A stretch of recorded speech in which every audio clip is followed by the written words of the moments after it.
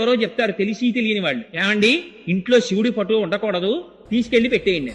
శివాలయం ఒకటి తేరగా దొరుకుతుంది, తీసుకొచ్చి తెల్లవారేటప్పటికి శివాలయాల్లో పెట్టేస్తుంటారు. దాని గురించే భాగవతం మాట్లాడింది. అవి పిచ్చి పనులు. శివాలయానికి తీసుకొచ్చి శివుడి ఫోటో పెట్టేయడం ఏమిటి? నీకు మంగళం అక్కర్లేకపోతే, నీకు శ్రేయస్సు అక్కర్లేకపోతే, నీకు కళ్యాణం అక్కర్లేకపోతే, నీకు సుఖశాంతులు అక్కర్లేకపోతే నువ్వు శివుణ్ణి విడిచిపెట్టేసుకో, అభ్యంతరం ఏం లేదు. నీకు అశాంతి కావాలంటే, అమంగళమే కోరుకుంటే శివుడు నాకు అక్కర్లేదని చెప్పచ్చు.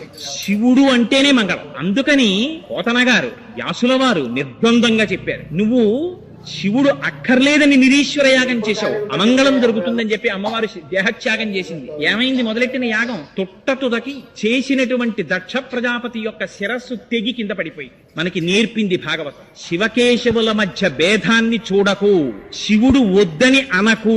శివుడు అంటేనే మంగళ స్వరూపము. ఆయన పేరు శంభు. శం అంటే సుఖము, భావయతి